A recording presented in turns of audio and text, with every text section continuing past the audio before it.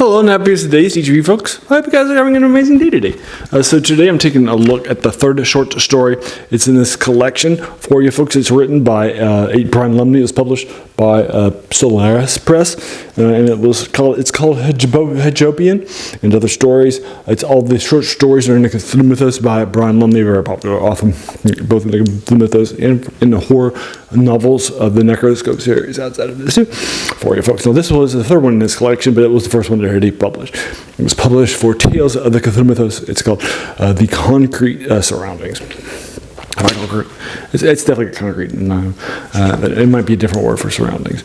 But basically, this was published in initial Tales of Cthulhu Mythos, and that sort of a thing too. This is published by Arkham House by August Derleth, who is a key author that makes sure that we know about H.P. Lovecraft and the Cthulhu Mythos today. And that sort of thing too. He submitted this article to him, to him, and he got back a check for $75, and he actually chose to take it in credit instead of the actual money, that sort of thing too. And so then he published it, and that sort of thing too. And then he also just published the first one, which was the Calling of the Black, and that also was published too. Basically, Brian Lumley was a big fan of Lovecraft and Derleth too, and Derleth is definitely seen as sort of an acolyte of Lovecraft. Lovecraft is somebody who was writing during the pulp era, and that sort of a thing too. And he's actually my favorite author. I encountered him when I was in college. My favorite genres at the time were novels, and I definitely read lots of novels, and that sort of a thing too. After my favorite first day here author was J.R.R. Tolkien, and I was reading tons of fantasy novels, and then I read a lot of J.R.R. Tolkien's. I'm sorry, J.R.R. Tolkien. I just said it. And then I also read some R.A. Salvatore stuff after encountering his stuff. And I was reading things contemporaneously as they're getting published in the 80s. So I read things like Anne McCaffrey, things like Fred Saberhagen's Book of Swords, Lawrence Watt Evans' fantasy stuff too, and then things like Margaret Weiss and Tracy Sequences of the Dragonlance Chronicles. I absolutely love that too. And then after that in high school, Michael Moorcock became my favorite author, and he definitely feels like a really matured me as a reader and a person. And he was still. He actually wrote some science fiction too, so he wasn't exclusively like he wrote some things in the steampunk in the punk genres and that sort of thing too. And so he has done some things outside of fantasy too. But yeah, so basically what happens with this. And then when I was a junior in high school, I came across a 3-volume collection of H.P. Lovecraft's stuff by the same publishers that put all the science fiction and fantasy that I love so much, and I rely on them too. Delray. And this has a collection of one of his Cthulhu Mythos short stories, one of his the short stories that were in his horror genre in its early era that were inspired by that, and then the middle one of his middle era based on Dunsany, and those are based in the fantasy style of things that are set in the Dreamlands for you folks. He became my favorite author. I actually followed along to a 2-volume collection of his co-writes or ghostwrites or edits of things and knocked them all out. Read every prose thing that he wrote very, very quickly. And then I liked it a lot, so I decided to stay there. And then after that, I just picked up volumes and volumes and volumes of collections. And that sort of thing too. So I did pick up a collection of Tales of the Cthulhu Mythos with some updated short stories in the mid-90s and that sort of thing. I haven't gone back to see if this was in there, but typically when I go back and read something a second or third time, even after I read it like maybe 10 or 15 years ago, I typically will remember some things here. I actually don't remember this, so I don't know if I actually read this or not. The only thing I did remember was the name and the big bat that you'll encounter, the big bat here in the Cthulhu Mythos. Now, the Cthulhu Mythos is a shared universe that was created by Lovecraft to connect all of his things with things like the Necronomicon or Cthulhu, and that sort of a thing too. What happened is he would encourage other people to use it too. When he was living, he wrote tons of letters to different writers that were currently publishing at the time, and built up a cadre of writers that continued, like people like Alice Derleth or Fritz Leiper and Robert E. Howard, Clark Ashton Smith, that sort of thing too. And then basically Clark Ashton Smith wrote a short story where he created a fantasy character set in the old era, and Lovecraft brought that in because Cthulhu, and that was sort of the beginning of the shared universe rather than just his stuff and that sort of thing too. So he started to bring in people and give that sort of arc. It's a cosmic horror style. So basically, now today there are lots of people that are living in this stuff. And he's a fan of this growing up. Brian Lumley is. And so he actually wrote and sent out some works early on, and then he was published for decades, just in the Cthulhu Mythos stuff before he stepped out.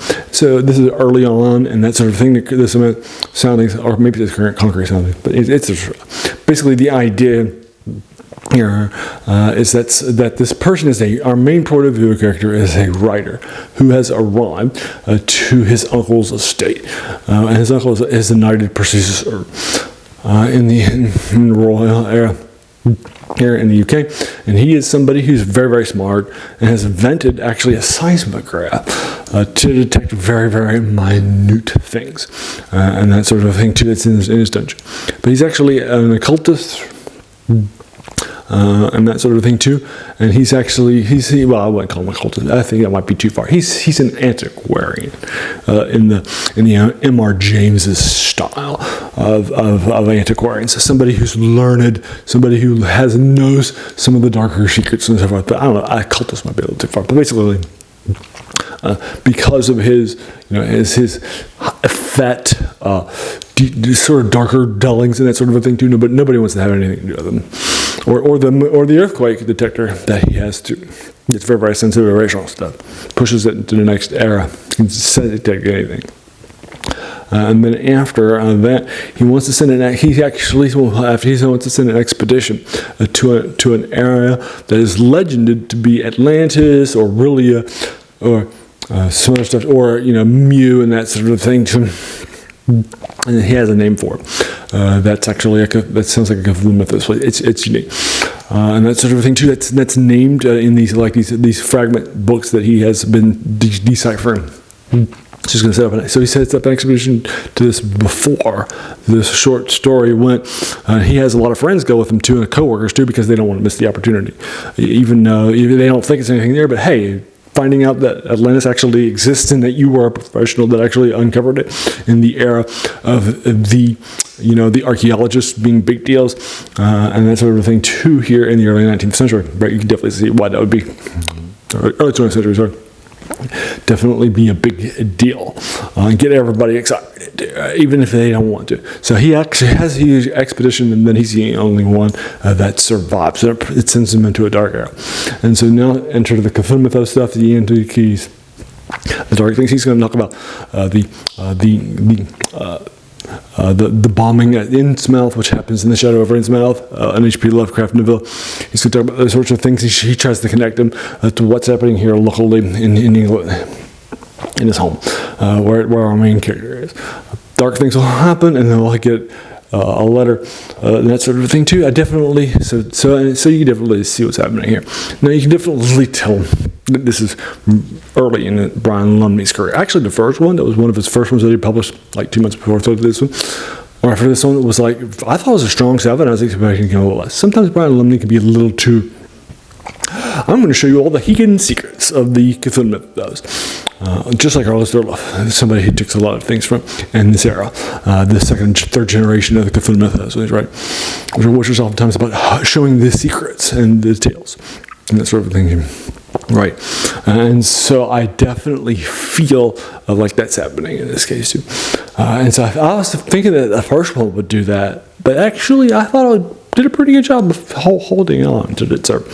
And the second one I thought was a 9 out of 10. I thought it was an absolute strong thing that was published later on in his career. But this one feels a little more, right? It's kind of, you can definitely feel it's a little more. It's got too much description in 30 pages. It took me like 70 minutes for me to read last night on the way to church and back from it, and then it has too much description. It's 30 pages long, right? And that sort of a thing too, right? It's got a lot of world building, which isn't needed in a short story. It tells a lot of stuff. It connects a lot of dots that we already know, and that sort of thing too, trying to add to the Cthulhu Mythos in various ways, rather than just being a story that is set in the Cthulhu Mythos, but isn't like trying to tell beats in it, and that sort of thing too. But I do like, I think the ending was totally seeable, Sort of thing. I don't really feel like this was a great jump or a scare ending either. Some giving this a 6 out of 10. For you folks, just as a heads up, you can definitely see some of his early era and that sort of thing too. But if you just want to find Cthulhu Mythos short story, and then this will definitely be it for you folks. Check it out, all up and down the blocks for you folks. But there you are.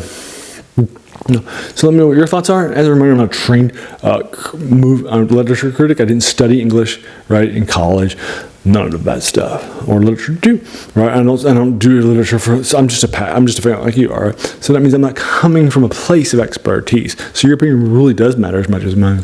I also do 3 of these reviews a week of older things, and in 3 genres we cover: fantasy, science fiction, and horror. I try to do this right around Cthulhu Mythos. I try to do Cthulhu Mythos around October, so hopefully this will be around then, and this sort of thing get published here pretty soon for you folks. And then on Wednesday, I do video game reviews of older video games and let's plays too. On Saturday, something called Serial Saturday, where I review older movie and TV serials from decades ago, like this era too, when this was being written and set in the 30s. And then also things like on Monday, I do tabletop reviews of Dungeons and Dragons or war games like role-playing, like Battletech 2. So you can check out that stuff, all these older things for you folks. And if those have been older things sound like your cup of tea, great. Welcome to the channel and have a seat. I think you'll enjoy your time here quite a bit, right? I'll be down the block. And please, while you're here, please do all the YouTube stuff, like the sub button, like button, bell icon, all that stuff, share and watch. All that stuff for you folks. Alrighty. And then, as you can tell from those 7 older things, it's the passion of this channel to find these older things for. It doesn't get the hits that some of these things were, but it's fine. So that's what this is about. This is about more of a positive appreciation of some of these things that are older. Right, and so it's finding these things for you, and I back it up. Alrighty, so you can also tell that's where the title even comes from, which is a quote by Jacques Joubert, who says that the worst thing about them was that they kept us from reading the old stuff too. Right, you can definitely see this older stuff here, like Lovecraft or Durla or Lumley. They're standing on the shoulders of giants that have been passed. Right, not that the new things are bad by default, but you get the idea. Alrighty, then I want to thank you so very, very much for just taking some time out of your day and investing it, right? And watching my video, because we all have so many things that are happening in our lives, and we're pulling it in so many different directions too, right? So like you spend this time with me, that's incredibly humbling, and I appreciate that so very, very much. So thanks again, and have an amazing day.